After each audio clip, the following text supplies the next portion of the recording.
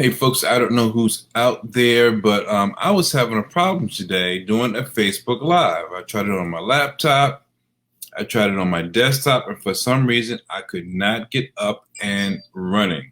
So I'm doing a quick um, Be Live. I'm doing a quick Be Live because I wanted to share something with you that comes from my book, Aligned by Design, and the point of it is I talk about critical in-depth analysis a lot, and I thought that this message, this training would really give you a heads up or a little more clarity, because I'm big on clarity. I'm big on simplicity and clarity, and the simpler you make things for people, the clearer they can become with learning the lesson or the module or the takeaway, whatever it is. So get your pens and paper out if you have them.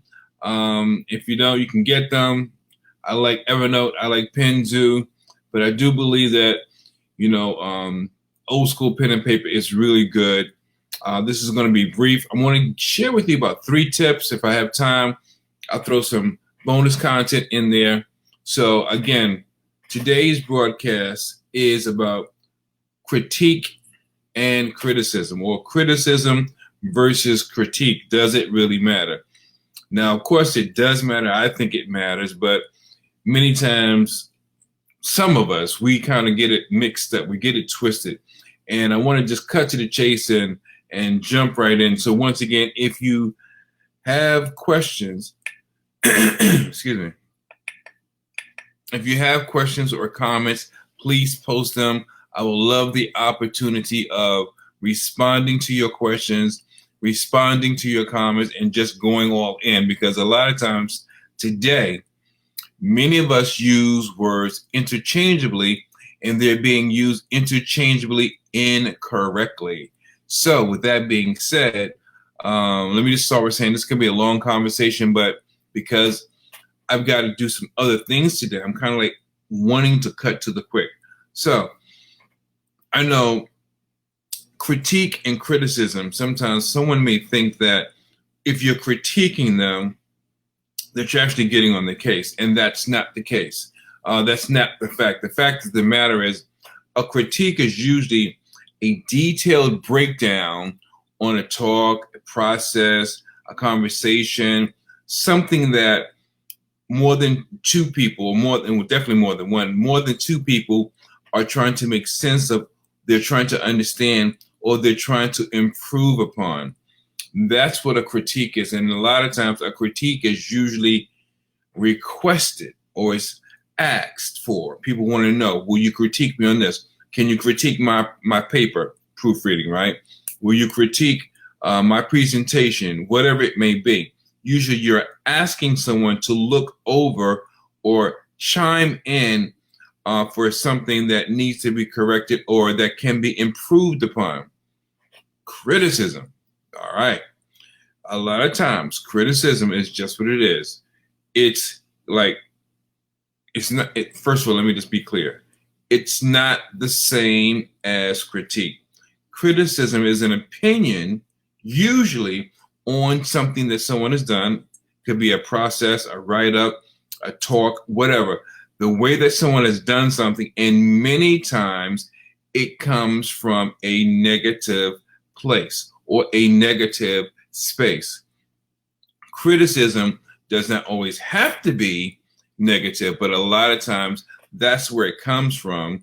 And to be totally honest and transparent, a lot of times people feel criticized because the person that's giving them this criticism, well, they may be giving it truth and honest and direct.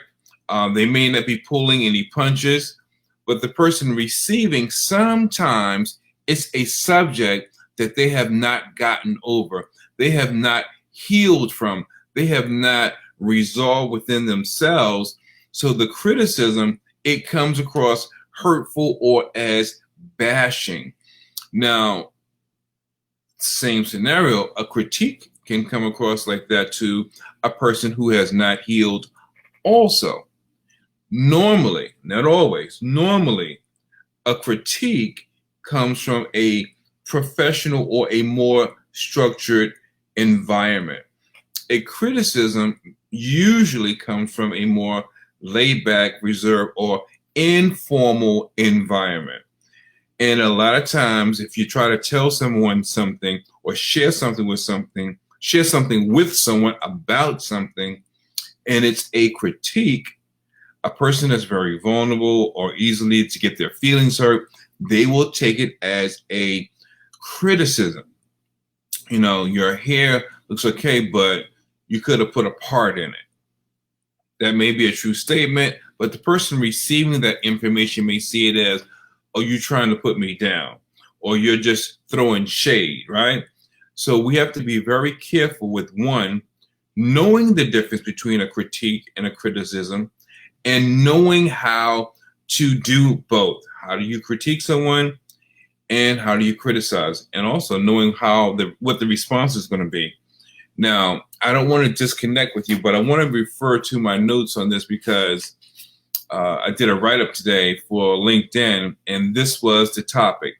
You know, it was about criticism or critique. You know, what's the difference between the two? One versus the other. And, you know, basically, you know, doesn't matter. And again, when I talk about critical, in-depth analysis, I'm speaking about it specifically because I write about critical, in-depth analysis in my book, Aligned by Design. And in that book, you'll find a ton of exercises, hints, insights, and tips. And they're aligned to, or prepared, designed to help you correct the way that you see things, the way that you say things, the way that you do things, and give you a clearer understanding on how to go about doing a particular thing, whatever's going on in your life. So, you know, again, so too many people use the words critique and criticize interchangeably, and they both come from different points of origin. That's something you should understand. Number one, you can write that down. Many times people use critique and criticism interchangeably, and they come from different points of origin. They are not the same, and they do not mean the same thing. A lot of people don't realize that. A lot of people don't understand that. Let's see. I found from my own personal experience that a critique can be delivered as a criticism, and it can be assumed to be criticism by someone that's correct, someone that finds correction difficult. Okay, so basically what that means is, this is directly from the write-up today, a person that doesn't take critique or criticism well, you would have to be extremely careful in how you deliver either. And you need to know who you're speaking to, who you're dealing with, if you're ever dealing with someone or sharing or giving a critique or a criticism, especially when someone is new to something, personally or professionally. If you have a sense, if you can discern, or if someone has told you a person is touchy, a person is sensitive, then you may really make it your business to deliver the information very carefully, because everyone does not receive correction well. It doesn't matter whether it's a critique or a criticism. And many times things have gotten out of hand because people simply cannot receive information well. So I hope you wrote that down. You have to know the difference because of that. People's sensitivity level and temperament varies. The same thing you say to me, you may not be able to say to someone else in the same manner. That's very real. Okay, number two, a critique is or should be delivered in a non-threatening and sometimes caring manner. Personal or professional may be the difference maker. So again, number two, you need to know how you're delivering the information. If someone is new to an industry and you want to teach them, or you're responsible for teaching them, you don't want to hammer them down with a hard critique, and definitely not a harsh criticism, because they're new to the industry. They're new to the process. They're trying to learn, or you're teaching them. They're in the beginning stages. So you want them to understand the process or the information and digest it.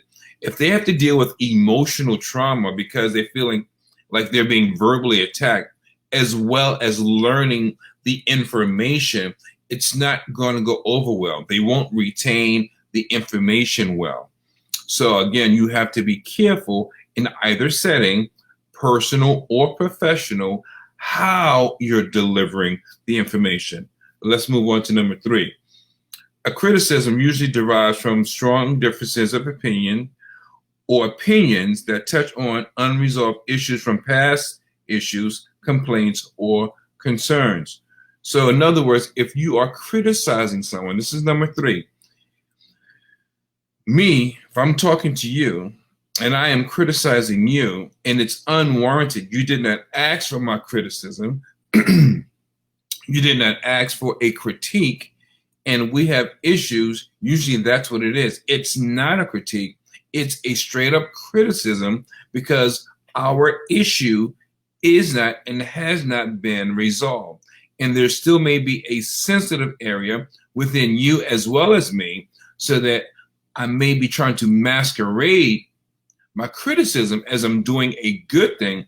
But the truth of the matter is, I may just be coming down on you because the issue has not been resolved. And people do that to each other quite often. And that's probably a contributing factor to a lot of breakups in marriages, a lot of fallouts with friendships, et cetera, et cetera. Now, I really got to go, but I want to recap. The difference between critique and criticism is not the same. A critique is usually a structured evaluation, step by step, about a process, a conversation, an understanding, or something in particular. More commonly found in a business or in a structured setting. A criticism is usually something that's brought on by a disturbance, an unsettled, unresolved issue between one or more people. And a lot of times, the criticism is not a professional approach versus the critique is more likely to be from a professional and a structured environment. And you have to know the difference, because you don't want to use words interchangeably, which is another thing we talked about, and you want to know what you're talking about. You need to know, are you critiquing someone, or are you simply criticizing when everything about someone's performance you're finding a problem with? You have to learn how to say something kind and honest, but you can be honest without being hurtful. Number 3 was a criticism usually derives from a strong difference of opinion or opinions that touch on unresolved issues from past issues, complaints, or concerns. So again, that's the criticism. Number 4, I'm gonna throw this in real quick. Number 4, how you benefit from knowing the difference. Now, I've broken it down one from the other, but how you benefit is without practice, it will be extremely difficult to benefit from all information. In other words, if you finally get to the point that you know the difference between critique and criticism, you have to be able to look at self and realize, how do you speak? How do you address issues? How do you address differences?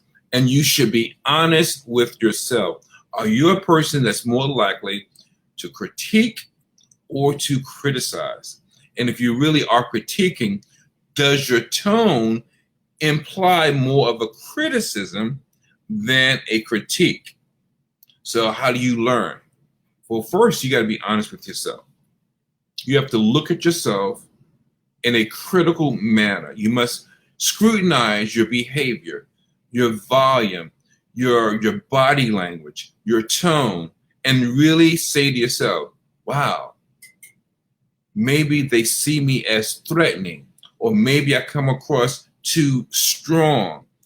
That will be a good indication why you may be received in a way that's as a critic versus a person that critiques. Huge difference.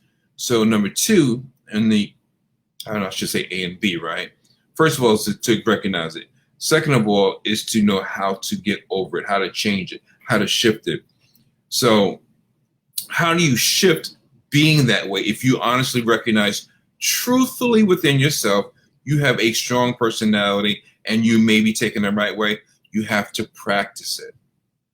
You have to practice it. You have to practice it by remaining mindful of how you speak, remaining mindful of your body language, remaining mindful of your actions, your tone, the way that you physically express yourself, so that the people on the other end of your conversation or that are listening to you, they will know that what you are doing is truly a critique and not a criticism. And maybe even ask someone close to you, hey, is the way that I speak too strong or very aggressive? And ask them to give you their honest opinion. And when they give it to you, receive it for what it is. There is a huge difference between criticizing and critiquing. Let's see, what else do I have on that last part? Understanding the difference is a game changer within itself, and understanding the difference between both will help you know how to address and ask for feedback. That is huge. You know, if you have questions or you have comments, please comment, leave it here. And if you know someone that needs to hear this, even if you're throwing a hint, you know, that they never listen or they don't understand or they come across too strong, share it with that person and just say something like you thought it was interesting, whatever the case may be. Maybe there will be something that I've said that will help them in the process of knowing the difference between critique and criticism. And one final thing I think is understanding the difference will also be a great assist in the midst of general conversation. So for the personal side, because I realize it, and I know sometimes people don't always realize we're on here on Facebook, we're on these various social media platforms, and sometimes it seems like everything is all about business. And a lot of times it is. But the same things you do in your business life, some of those things are the same things you do in your personal life with slight variations. So understand that you can apply these same principles, these same techniques, these nuances in your personal life as well, because you want to develop relationships as it relates to business, but you want to maintain relationships as it relates to your personal life. You know, I don't have a lot more for you. I've got something else that that I have to share today. So I just wanted to be able to share that with you. Maybe I can put it in the feed. I don't know how to do this. I'm kind of rushing. If you want more information about the difference between criticism and critiquing, you can go to my site and you can get a free download on 3 peak performance tips. It's absolutely free. And if you're interested in where this information is coming from, please go to my website and get the book, Aligned by Design, linked in to your legacy. And you'll see it right here. I'm going to put it up there, right there. Bang. Where is it? Okay, here is, okay, show it. Okay, great. You can go right there and get the book. It's called Aligned by Design, linked into your legacy. It has exercises, insights, tips, and a lot of hints that will help you actually do the work, do the assignments so that you have a better idea. I'm trying to put it in the camera. So you have a better idea of where you stand and how to get to the next phase for your business life, your career life, or your personal life. And trust me, the feedback I've gotten from these books, people are really getting a lot from the books. They understand it. They see themselves in the examples, and that's why it was designed that way. I got to go, but I want to tell you, as always, you got to remember to radiate the brain and change the game in your life. And I'll see you guys next time. Take care.